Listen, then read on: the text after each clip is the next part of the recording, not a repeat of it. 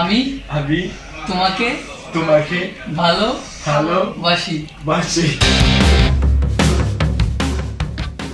Vote যতই এগিয়ে আসছে ততই ফুটছে বাংলাদেশ। শিরদানা ভেঙেছে আইন শৃঙ্খলার। এবার সূক্ষ্ম চালে বাংলাদেশে চীনা আগ্রাসন কায়েম করতে বাংলা ভাষাকেই হাতিয়ার করছে বেজিং। নিজেদের বাজার দখল ও প্রভাব বিস্তারের জন্য বাংলাদেশকে পুরোপুরি চীন নির্ভর করতে বাংলার সংস্কৃতি ও জীবনযাত্রার প্রতি আগ্রহ দেখাচ্ছে চীন। নয়া ছক, ভাষাপ্রেম।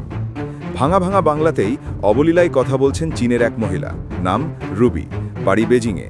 কি করে শিখলেন বাংলা জিজ্ঞেস করতেই সপাট জবাব, দেশের জাতীয় পশু বাঘ শুনেছিলেন আগে। তারপর থেকেই বাংলা ভাষার প্রেমে পড়েন তিনি। বিশ্ববিদ্যালয় থেকে শিখেছেন এই ভাষা, মজেছেন রবীন্দ্রনাথ ঠাকুরের কবিতা গানে। কখনো আবার চীন বাংলাদেশের যৌথ সঙ্গীত প্রতিযোগিতার আসরও বসছে। বাংলাদেশ থেকে ছাত্রছাত্রীরা যাচ্ছেন চীনে, সেখানে কোনো অনুষ্ঠানে অংশ নিতে। এক সময় তো বাংলাদেশের জাতীয় পশু মানে রয়্যাল টাইগার এই কথা শুনেছি। তারপর বাংলা ভাষা শেখার আগ্রহ উঠেছে। তারপর আমি বাংলা ভাষা শিখেছি এবং আমি ইতিমধ্যেই বাংলাদেশে 2 বার গিয়েছি। আসলে আমরা বিশ্ববিদ্যালয় থেকে বাংলা ভাষা শিখেছি এবং এখন তো প্রায় 20 বছর হয়ে গেল। এ তো গেল একটা উদাহরণ। এরকম শয়ে শয়ে আছে, যার প্রতিটিতেই হয় বাংলাদেশের খাবার, নয়তো চীনের রান্নাবান্না, স্ট্রিট ফুডস নিয়ে বাংলাতেই গড়গড়িয়ে কথা বলে চলেছেন চীনের তরুণ তরুণীরা। সুশিও আছে আমাদের, আর টেম্পুরা মিক্সড। সো এটা আপনি আজকে ট্রাই করতে পারবেন অথবা আমাদের রেস্টুরেন্টেও যেতে ট্রাই করতে পারবেন। কেউ কেউ আবার অতি উৎসাহী হয়ে দুকলি গেয়েও ফেলেছেন, বড় আশা করে। এসেছি গো গাছে গেল জননী বড় আশা নলে এসেছি গো গাছে গেল। বাংলা প্রেম চীনের লাভের অঙ্ক। সোশ্যাল মিডিয়ায় ঝড়ের গতিতে ভাইরাল হচ্ছে চীনের এই অতি বাংলা প্রেম। কিন্তু কেন? অতীত ইতিহাস বলছে স্বার্থ ছাড়া, নিজের ফায়দা ওঠা ছাড়া তেমনভাবে কোনো বিষয়ে নাক গলায় না বেজিং। 24-এর গণ অভ্যুত্থানের পর বাংলাদেশের অভ্যন্তরীণ পরিস্থিতিকে কাজে লাগিয়ে বাজার দখলেও এখন মরিয়া জিনপিংয়ের দেশ। ওয়াকিবহল মহলের ব্যাখ্যা, এর ফলে 2 ধরনের লাভ হবে চীনের। প্রথমত, সামান্য সুযোগ সুবিধে দিয়ে সস্তায় শ্রমিক কাজে লাগিয়ে কেল্লাফতে করা। দ্বিতীয়ত, সমগ্র দক্ষিণ পূর্ব এশিয়ায় নিজেদের আর্থিক শ্রীবৃদ্ধির পাশাপাশি বাংলাদেশকে নিজেদের বশে রাখা, বাংলাদেশকে আপাদমস্তক চীন নির্ভর করে তোলা, যাতে বাংলাদেশিদের মনে চীন ছাড়া আর কেউ প্রভাব বিস্তার করতে না পারে। বেজিংয়ের সমীকরণ সবসময় কূটনৈতিক চালেই যে বাজিমাত করতে হবে এমনটা নয়, ভাষাকে শিখণ্ডী করেও এই কাজ নিপুণভাবে করা যায়, সেটাই করছে Beijing.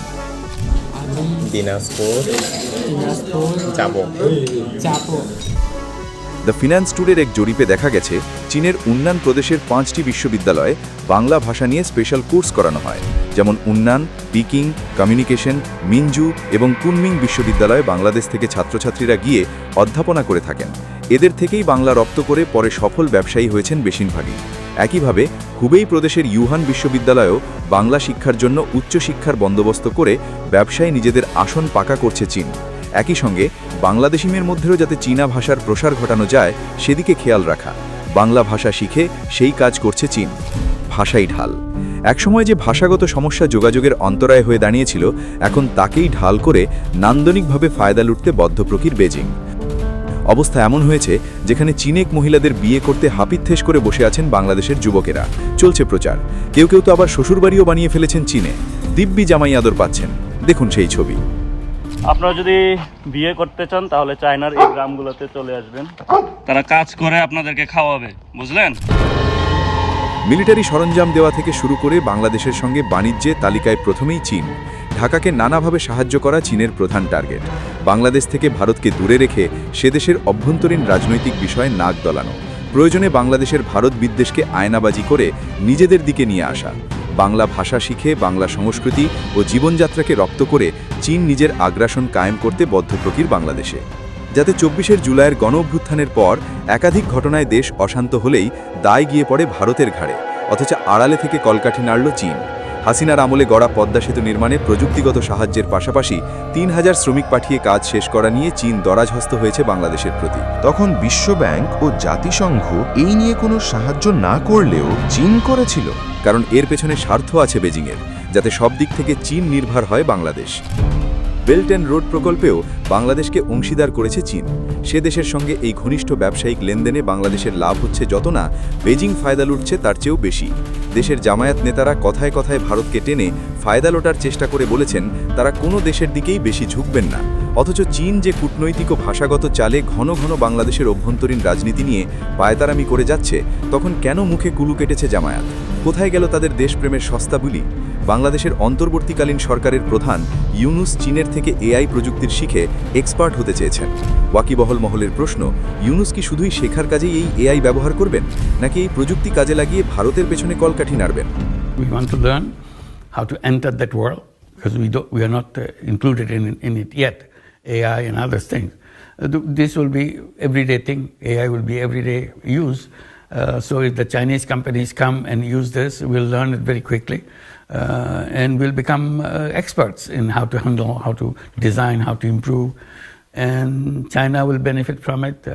Bangladesh will benefit from it because you have very talented young people around you and supporting you to what you want to do. So that will inspire and lead us to the next step of the economy and the social life. বাংলাদেশের মানব জমিন পত্রিকায় এক নিবন্ধ প্রকাশ পেয়েছে, যাতে দেখা যাচ্ছে বাংলাদেশে হাসপাতাল খুলেছে চীন, খুলেছে হালাল রেস্টুরেন্টও, বাংলার খাবারও মিলছে চীনে। পাল্টা চিকিৎসা ও পর্যটনের তাগিদে চীনের কুনমিংয়ে ভিড় জমাচ্ছে বাংলাদেশিরা। ফরেন পলিসি অ্যাসোসিয়েশনে এক নিবন্ধের দাবি, চীনের এই গায়ে পড়া বাংলা প্রেম নিয়ে স্বার্থ ছাড়া আর কিছুই নেই বেজিংয়ের ঝুলিতে। বিশেষজ্ঞ মহলের প্রশ্ন, চীন যে বাংলাদেশের প্রতি এত দরদ দেখাচ্ছে, সেটা উইঘুরদের প্রতি নেই কেন? বাংলাদেশে মুসলিমরাই সংখ্যাগরিষ্ঠ, অথচ তারা মেঘ না চাইতেই পানি পাচ্ছে। কিন্তু উইঘুরদের সঙ্গে পশুর মতো আচরণ করছে চীন। চলছে মহিলা, বয়স্ক, শিশু নির্যাতন। তখন শি জিনপিং কেন সাহায্য করেন না তাদের? কেন নারকীয় নির্যাতন নেমে আসে তাদের ওপর? বাংলাদেশের মানুষ ও রাজনৈতিক দলগুলোই বা কেন উইঘুর নির্যাতন নিয়ে একটি কথাও বলে না? তারা কি দেখেও দেখে না? আসলে নিজেদের অর্থনৈতিক স্বার্থ ছাড়া চীন ইসলাম প্রীতির ধারে কাছেও যায় না। বাংলাদেশের সঙ্গে চীনের স্বার্থ আছে বলেই ইসলাম ধর্ম নিয়ে মেকি দরদ দেখাচ্ছে তারা। বাংলাদেশের মুসলমানদের নিয়ে সে কারণেই নরম চীন। আমরা দেখেছি মিয়ানমারের রোহিঙ্গাদের ওপরেও যে নির্যাতন হয়েছে, তার পেছনেও কলকাঠি নেড়েছে চীন, কারণ একটা মোটা অঙ্কের টাকা বিনিয়োগ করেছে তারা ওখানে। বাংলাদেশের মানুষ চীনের মুসলিম প্রীতির প্রকৃত রূপ দেখেনি, দেখলে এত গুড বয়ের তালিকায় বসাতো না তাদের।